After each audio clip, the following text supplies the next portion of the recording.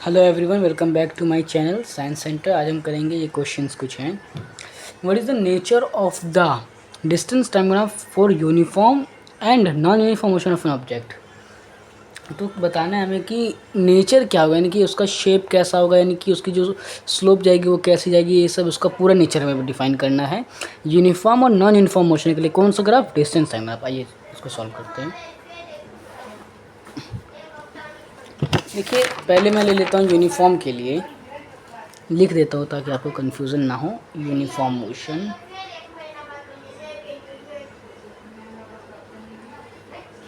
और एक ये लाइन हो गई, और इधर डिस्टेंस हो गया, और इधर से आपका टाइम हो गया। ठीक है, ये एक्स एक्सिस और ये वाई एक्सिस।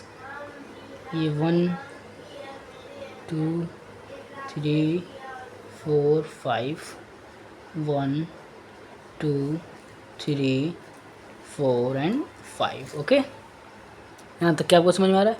अब देखिए, यूनिफॉर्म मोशन है तो हमारे डिस्टेंस टाइम ग्राफ कैसा बनेगा? यूनिफॉर्म मोशन है। यूनिफॉर्म मोशन आपको पता है ना, equal distance in equal interval of time, यानी कि इक्वल डिस्टेंस 1 सेकेंड में 1 मीटर कवर करा इन मीटर, और ये आपका है इन सेकेंड्स में। ठीक है, 1 सेकेंड में, फिर 2 सेकेंड में 2 मीटर, 3 सेकेंड में 3 मीटर, 4 सेकेंड में 4 मीटर, 5 सेकेंड में 5 मीटर। तो जब इन पॉइंट्स को मिलाएंगे ना तो हमारे पास जो एक इसका स्लोप आएगा, कैसा स्लोप आएगा? बिल्कुल स्ट्रेट आएगा। तो ये नेचर हो गया हमारा डिस्टेंस टाइम ग्राफ का फॉर यूनिफॉर्म मोशन के लिए। अब बात करते हैं नॉन यूनिफॉर्म मोशन के लिए कैसा बनेगा। लिख देता हूँ मैं यहाँ पे।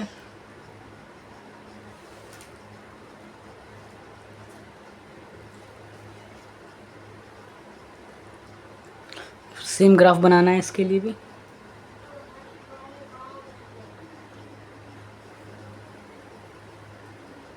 वन 2 3 4 5 6 1 2 3 4 5 6।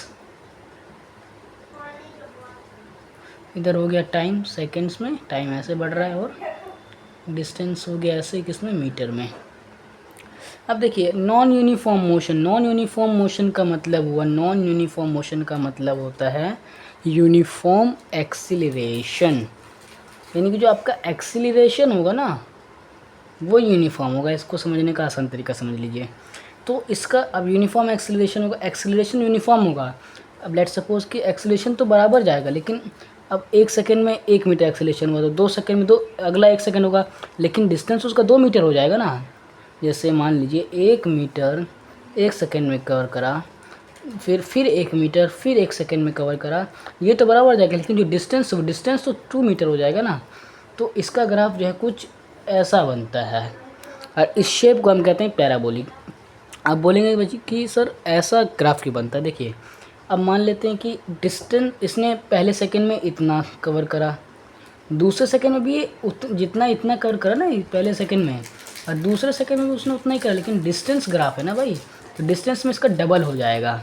अब जब फिर उतना ही इतना भी करेगा, लेकिन तीसरे सेकंड में ये उसका भी डबल हो जाएगा, तो इसलिए इसका शेप जो है वो पैराबोलिक बनता है। इस शेप को क्या कहते हैं हम लोग? Parabolic shape. ठीक है, आपको ये समझ में आ गया ग्राफ्स। अब दूसरा क्वेश्चन देखते हैं क्या है। What can you say about the motion of an object whose distance time graph is straight line parallel to time axis? कह रहा है कि आप उस ग्राफ के बारे में क्या कहेंगे जिसका distance time graph straight line parallel है टाइम एक्सिस के। देखिए, ये कुछ इस तरीके से कहना चाह रहा है। एक ग्राफ बनाते हैं इसी के तरीके से। तो लाइन टेढ़ी हो गई है, अब समझिएगा आप। 1 2 3 4 5 डिस्टेंस बढ़ रहा है, फिर से मीटर में। ये आपको यूनिट ज़रूर ध्यान रखना है। ठीक है, 1 2 3 4 5। ये टाइम है किसमें? सेकेंड्स में। ऐसे बढ़ रहा है। क्या कह रहा है कि ये graph is straight line parallel to time axis. Straight line चाहिए और पैरेलल, टाइम एक्सिस के पैरेलल, यानी कि जैसे यहाँ से लेते हैं तो इसका क्या मतलब हुआ? जैसे कि यहाँ पे, फिर दूसरे पे यहाँ पॉइंट, फिर तीसरे पे यहाँ पॉइंट, चौथे पे यहाँ पॉइंट, पाँचवें पे यहाँ पॉइंट। तो ये टाइम एक्सिस के पैरेलल है। तो इसका मतलब क्या हुआ? इसका मतलब हुआ कि ऑब्जेक्ट क्या है? एट रेस्ट है, यानी ऑब्जेक्ट रुका हुआ है। क्यों? क्योंकि भाई उसका डिस्टेंस मान लेते हैं यहाँ से यहाँ तक का डिस्टेंस जो है वो 3 मीटर का है। टाइम बढ़ रहा है, टाइम 1 सेकंड हो गया, 2 सेकंड हो गया, 3 सेकंड हो गया, 4 सेकंड हो गया, 5 सेकंड हो गया, लेकिन उसका जो एक तरह से कह सकते हैं डिस्टेंस नहीं बढ़ रहा है ना। वो जहाँ पहले था अब भी वहीं है, 3 मीटर में ही है। ऐसा तो है नहीं कि 5वें सेकंड में वो 5 मीटर पे पहुँच गया। तो इसलिए क्या वो ये ऑब्जेक्ट एट रेस्ट पे हो गया। तीसरा क्वेश्चन देखते हैं।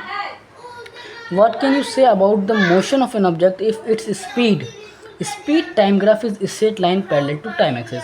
अब जैसे हम लोगों ने यहाँ पे डिस्टेंस टाइम ग्राफ के साथ करा, अब हमें बताना है किसके साथ? स्पीड टाइम ग्राफ के साथ। तो स्पीड टाइम ग्राफ अगले पेज में, एक मिनट पेज खोल लेता हूँ।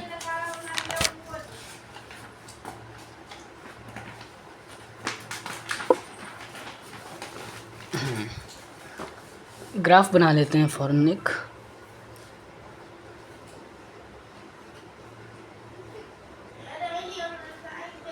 एक, 2, 3, 4, 5, 6, ये स्पीड है किसमें? मीटर पर सेकेंड में। 1, 2, 3, 4, 5, 6, और ये हमारा टाइम है सेकेंड में। ठीक है ना? अब हमसे क्या कह रहा है? Speed time graph straight line parallel to time axis. ये टाइम एक्सिस के जो टाइम एक्सिस इसके बिल्कुल इस पैरेलल होना चाहिए। जैसे कि 2 पे लेते हैं, 1 पे ऐसे, फिर ऐसे, फिर ऐसे, फिर ऐसे, फिर ऐसे और फिर ऐसे। इन सब पॉइंट्स को जब मिलाएंगे तो ये पैरेलल टू टाइम एक्सिस हो गया और ये स्पीड टाइम ग्राफ भी है। इसका क्या मतलब हुआ? इसका मतलब यह है भाई कि वो 2 मीटर पर सेकेंड की स्पीड से चल रहा है। 2 मीटर पर सेकेंड की स्पीड से चल रहा है, यानी कि 1 सेकेंड, पहले सेकेंड भी वो 2 मीटर की स्पीड से चला, दूसरे सेकेंड भी वो 2 मीटर पर सेकेंड की, यानी कि हर सेकेंड, यानी कि क्या वो ये यूनिफॉर्म स्पीड से चल रहा है, यूनिफॉर्म स्पीड से चल रहा है। ठीक है ना? इसकी जो स्पीड है वो कैसी है? यूनिफॉर्म है, या फिर आप इसको यूनिफॉर्म मोशन भी कह सकते हैं। ठीक है, आई होप आपको ये पूरा क्लियर हो गया होगा। अगर आपको कोई भी डाउट है तो इसके रिगार्डिंग आप मुझसे कमेंट सेक्शन में पूछ सकते हैं। Thank you. अगर आपको कोई भी डाउट हो पूछ लीजिएगा। Thank you.